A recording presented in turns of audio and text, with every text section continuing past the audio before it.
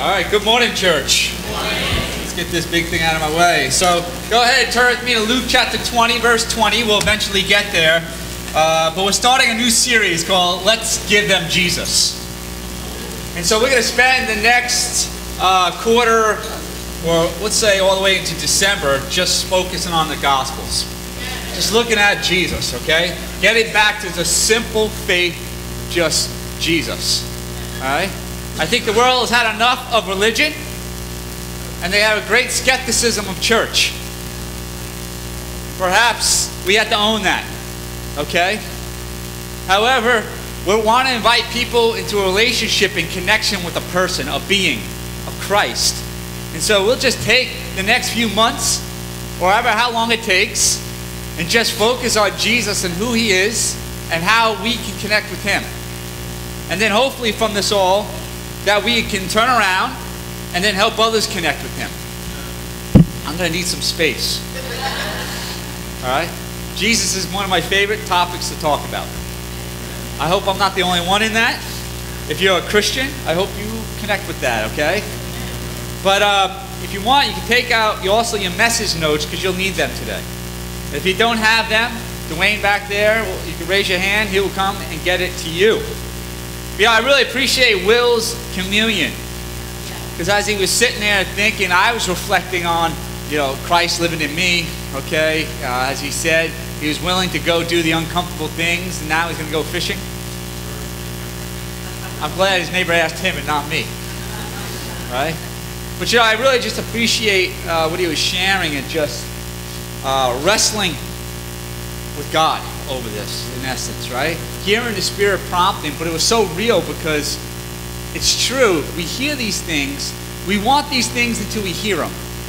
And then when we hear them, we resist or we struggle with it. And I think we got to understand that's okay. That's natural. It's not okay as we remain there, but it's okay that we struggle and wrestle through those things, okay? Because we want to have that kind of faith, because that's how you grow. I even loved how another brothers would come to, and they speak through his wife. Okay, he's like, oh, the Spirit's like, you don't want to listen to me directly? I'll send someone else. Okay? And you see that struggle brought, the aha, and then he talks about, let's do something big in faith. Really, it is kind of big if you're about to be an empty nester, let's get a bigger house. But you hear his motives weren't based on, I just want something bigger and grander. It's, I want to meet needs. I want, we can't do this all, but we could do this more, what we want to do in Christ effectively by getting a bigger home and having folks come to us. Now, mom's coming on in, right? And God, as soon as He begin working on the reconciliation, that relationship 2 years prior. God takes time, but we need that, right? And then even waiting for his wife, even though he threw her under a bus a little bit there, Will. Despite Kelly's lack of faith, she came around. But I love how he didn't force the issue, right? Because now it's hers and his, united in one purpose, and that is to bring Christ into that community, or bring a little bit of Christ into their home, as far as with his mother, mother-in-law, right? It's just allowing God to work God's way, God's time. And that takes a lot of trust. It takes a lot of trust that we have to be willing to let go and let God. And that's really the next couple of sermons, what we're going to talk about. Is this area is, maybe if I turn this on.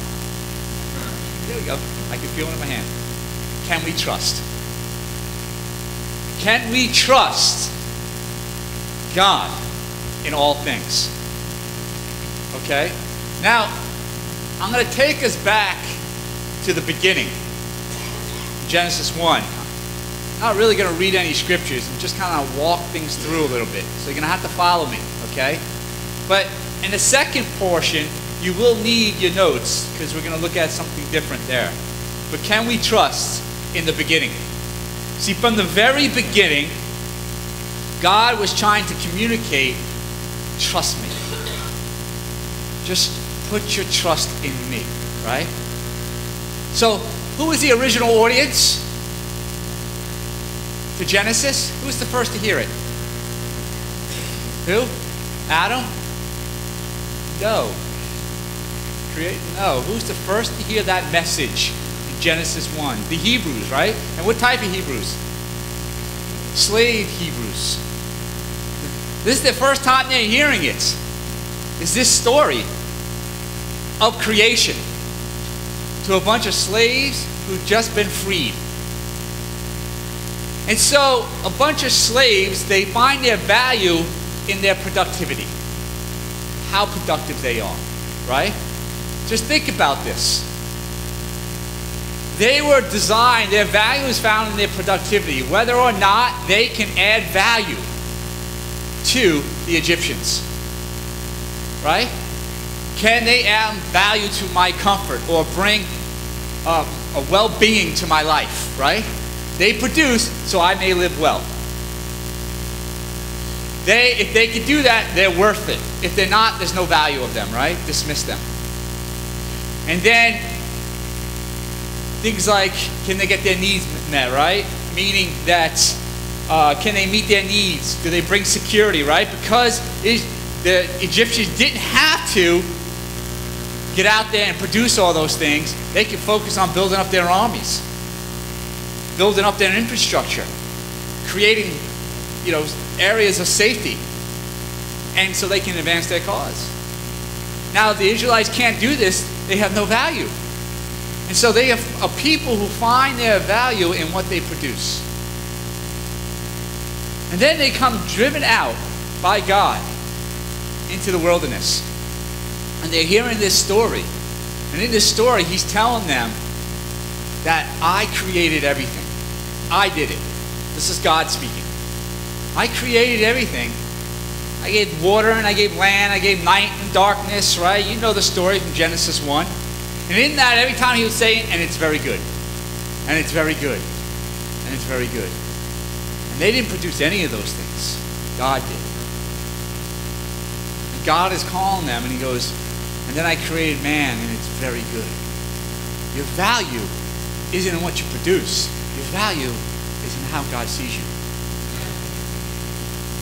That's the value. Do you trust that? Can you trust that who you are is important to God? No matter what you do or don't do, your value is in him because you're made in his image. The imager, right, will be his representatives on earth. Think about that. Do you trust? God says, I'm trusting you as my image. You to be my imagers on this earth. My representatives. The way heaven's being conducted with the angels and how I'm, on my throne and, and I'm working everything with the angels and you're going to do that for earth. You're going to go and subdue, multiply it, and you're going to be the ones. See, God is on a mission. Has a mission.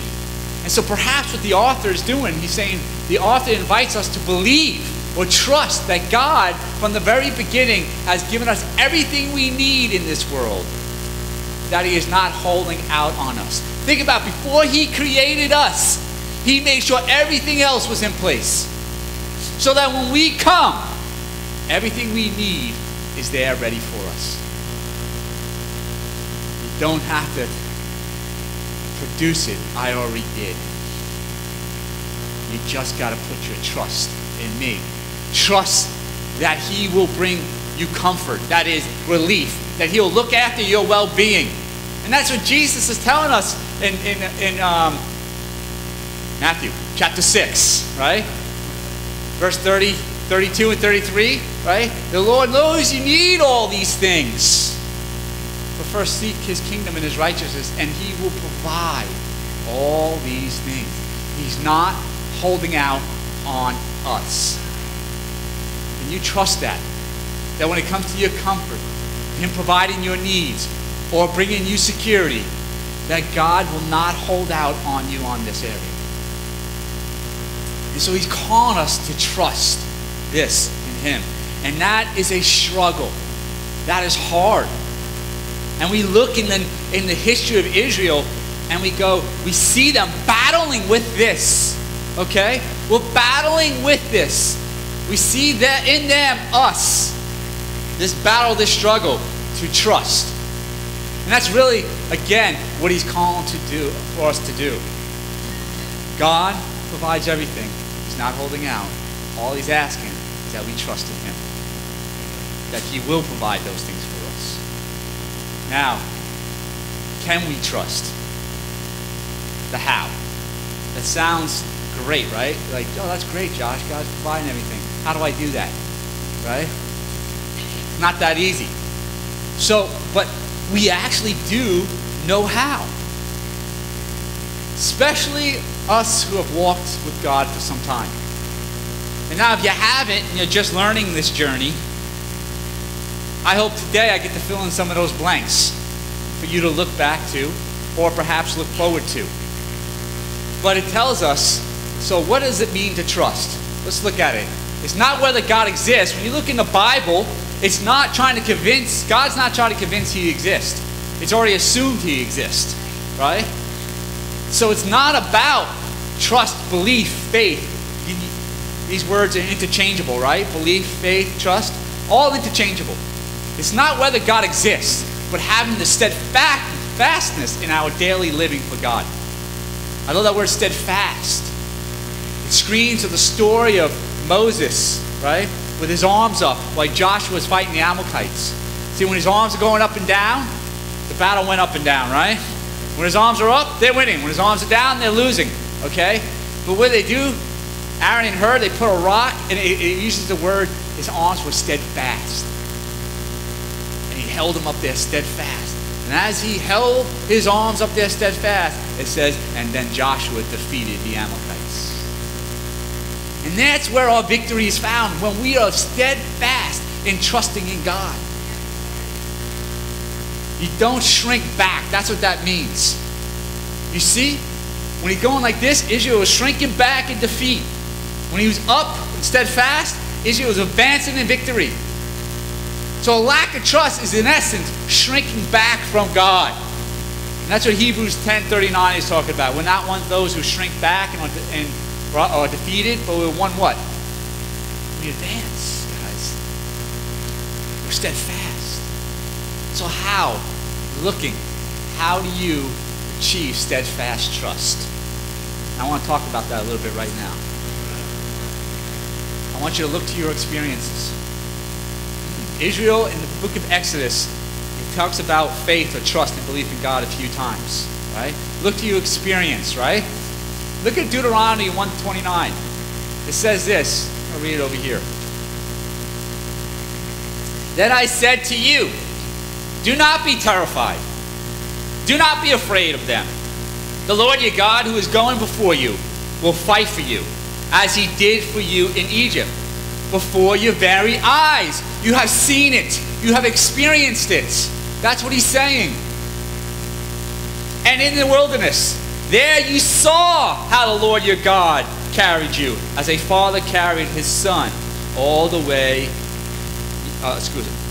all the way you went until you reached this place.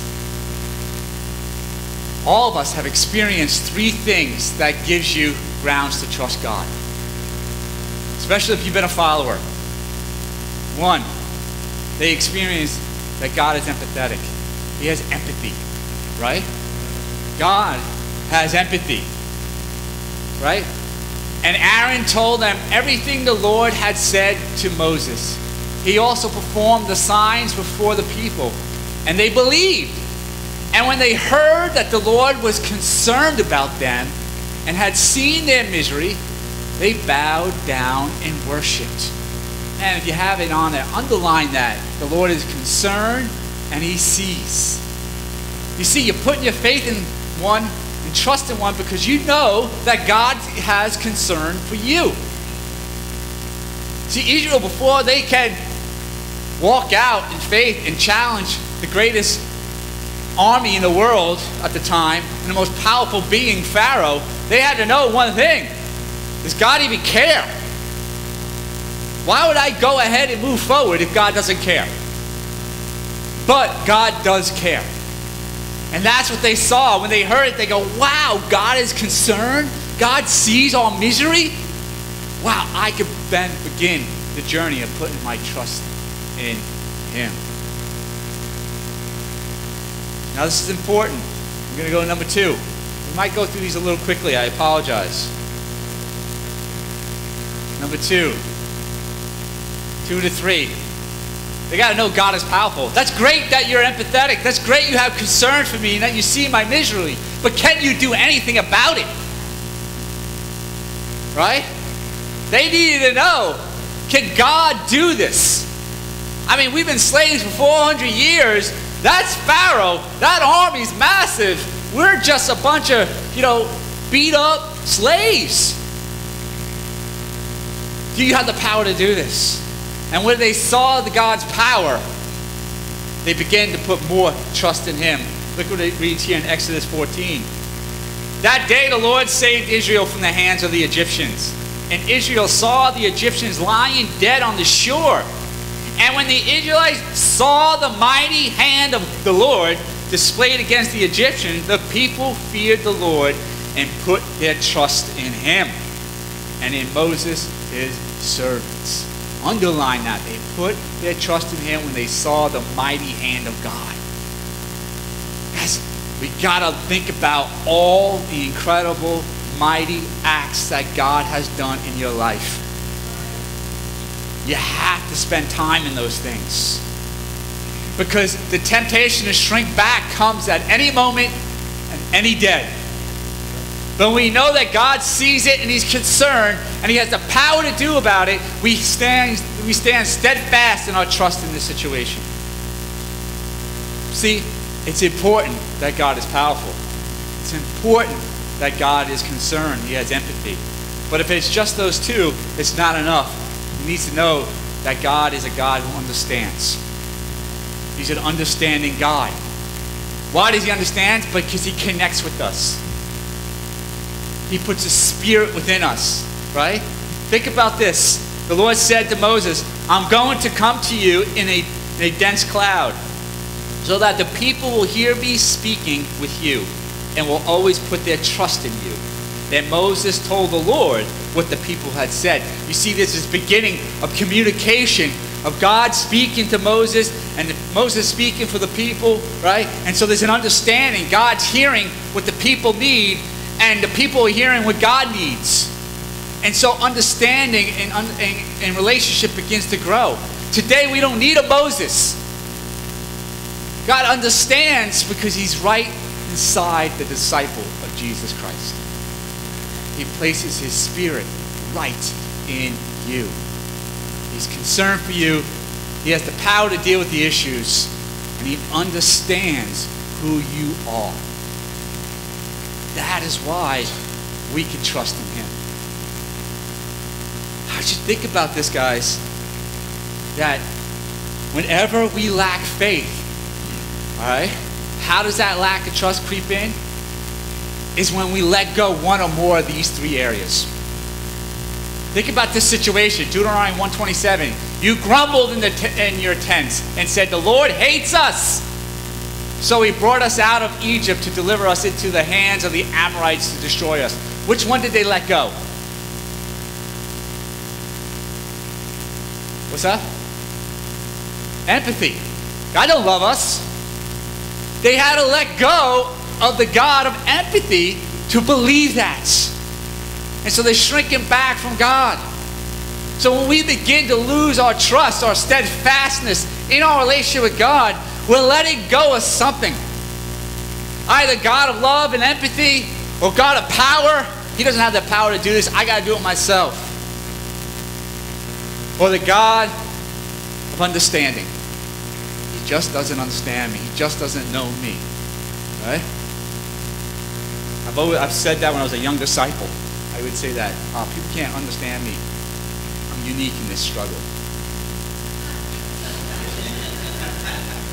Right? Okay. But God does. Why are you letting go of the things of God? Right? And so it's one of these trusts. These are the things that start to creep in is when we let go of one of these things. Now, But he's still calling us to trust. So let's go to part 3. We can close out here. Can we trust? And this is the choice we need to make. Now, I love this part of Luke because it's bookends. Okay? The bookends of these passages here is simply you got them coming to ask Jesus, should we pay taxes to Caesar? And in the end is a widow who gives everything she has. Now the mission is what? The mission is to be the images of God, to give them Jesus, to reflect his glory. And the temple was the glory of God. So this all is happening inside the temple. The mission. God can see the world. All the world can come to God here. Today, it's different. We don't need the temple because we are the temple. The temple goes. God goes wherever we go. To give to the mission. So let's look at these passages.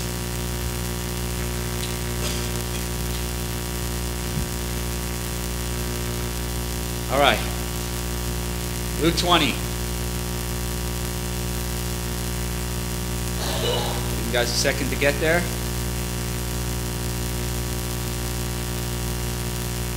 Verse 20. Keeping a close watch on him, they sent spies who pretended to be sincere, and they hoped to catch Jesus in something he said. And so that they might hand him over to the power and authority of the governor. That's Pontius Pilate.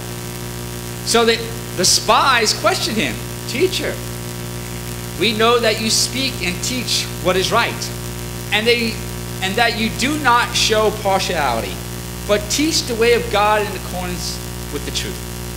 Is it right for us to pay taxes to Caesar or not? You know, the they was the chief priests and the teachers of the law. Verse 19, right before this, speaks about the chief priest, okay? The chief priest, the Sadducees. All right? You guys know who the Sadducees are? Sadducees? Who are the Sadducees, all right? You know, they were put into power. My wife's a big smile, and I was like, I got something on me? They were put into power when the Maccabees overthrew the Greek rule, okay? And Judas Maccabee overthrew with his clan, all right, his people. And then when they looked at the scriptures, they go, God always intended the priest, okay, the Levites, to rule his people. And so they got this man, I want to make sure I pronounce his name right, not that you guys would even know if I said it right, Zadok, okay? And Zadok's family became the high priest. Zadok, or the Zadokim, or in English, the Sadducees, are his descendants. And there were 7 families. And these 7 families ran the temple. And they were like a religious mafia. It's the best way to put them. They were like a religious mafia. And they were brutal. They were greedy. They loved the Hellenistic way. They loved the power. They loved the prestige. They loved the money. They loved the easy life, the comfortable life. And so anyone who comes and tries to corrupt this or influence this or disturb this in any which way, they took him out. They would die. They were the ones who had Jesus killed. Anyone who disrupts the system must go. And they would kill him. You look at Jesus' time on earth, the 3 years you see him in the ministry, he's dealing with the Pharisees, right? For 1 week, he dealt with the Sadducees and they killed him. Okay? Just kind of give you an idea of the type of people they are. So, where do they put their trust? This is an open dialogue now. Where do you think they put their trust? In themselves? That's a good one, right? Themselves, their power. Okay? Prestige, money, right? Okay? Fear. All these different things. And yet they're the keepers of the temple. And their trust is in anything but God. Their trust is in everything that the world loves. And they're just using the temple as a means to get it. That's what they did. You had to pay temple taxes. Who do you think got those? Okay? The selling of the doves and all that other stuff, you couldn't do that unless they wanted it. And the only reason why they wanted it because they got to pocket some of it. They used all these things for their glory and their benefit. Now, contrast. Right? Well, let me continue. Jesus says, he saw through their duplicity and said to them, show me a denarius, right? Whose image and inscription on it? And Caesar's, they replied. He said to them, then give back to Caesar what is Caesar, and to God what is God. Do you know the only thing allowed in the temple, as far as currency was temple currency. Any other currency was not allowed. So how do they have an image of Caesar on their coin? Because Caesar's image is on them. They brought Caesar's money into the temple. It's not supposed to be. So when Jesus says, give me a coin, he sort of embarrasses them as they pull it out, showing who they really devoted to. And then they stuck that out and like this, aha, I see what image is on you. What belongs to God? What belongs to God? What does he want? What are we talking about? Our trust. That's what he's looking for. What belongs to him is our faith in him, our belief in him, our trust in him. All right? That he is our comforter, that he's our provider, that he is our source of security. And in that, we begin to reflect the glory and the image of God. But what does that take to have? Well, this woman really does show us, this widow. It reads, and then we'll close out. Keeping a close watch on him, that's the wrong one. It's on my page here. As Jesus, chapter 21, verse 1, as Jesus looked up, he saw the rich putting their gifts into temple treasury, right? He also saw a poor widow put in 2 very small copper coins. He says, truly I tell you, he said, this poor widow has put in more than all the others. All these people gave their gifts out of their wealth.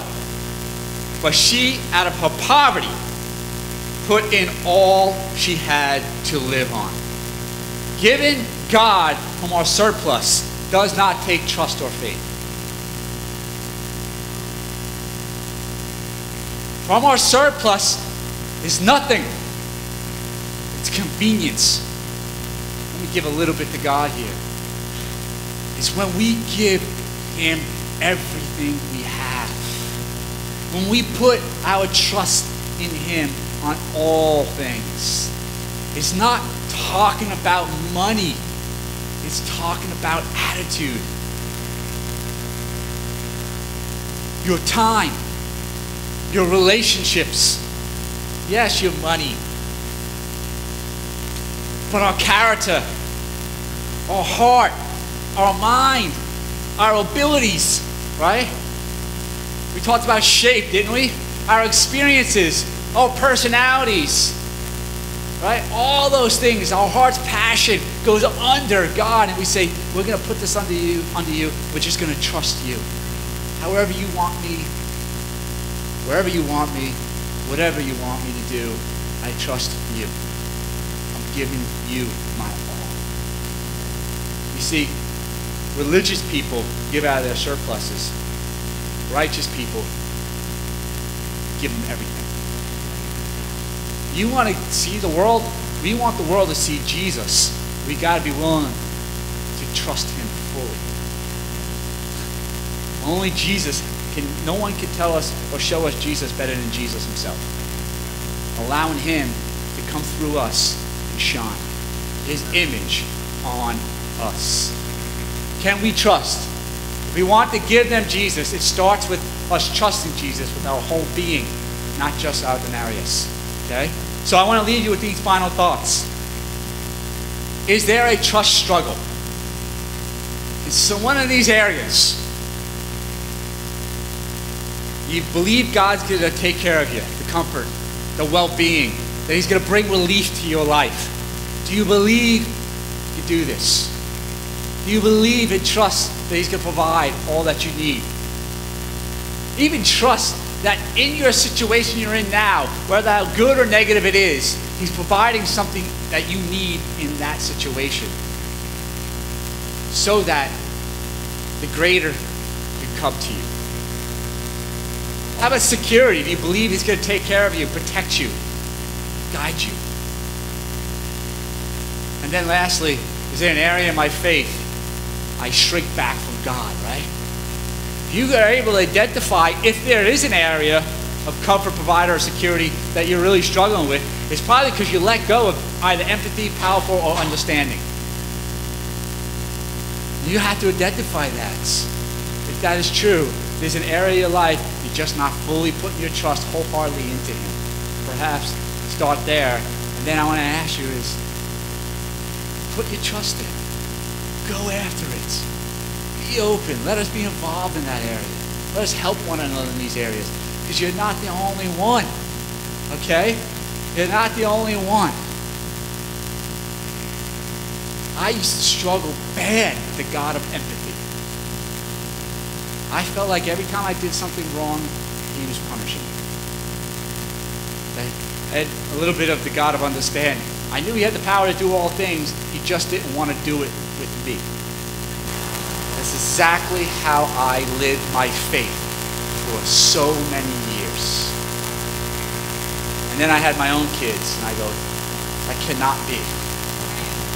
I will give anything for this kid. I love this kid. I don't want my kids hurt. God must be thinking that way. If I'm thinking this way, I've had it, got it from him. That was my big struggle. Okay? So, violence is the God of comfort. And I believe, if I really dig in, it's probably still there to some degree. What's yours? And then be open and just repent of it. Realize who God truly is. That's what I really mean by repentance. Recognize who the real God is and work towards accepting him as he has communicated to you who he is. Amen? God bless you, church.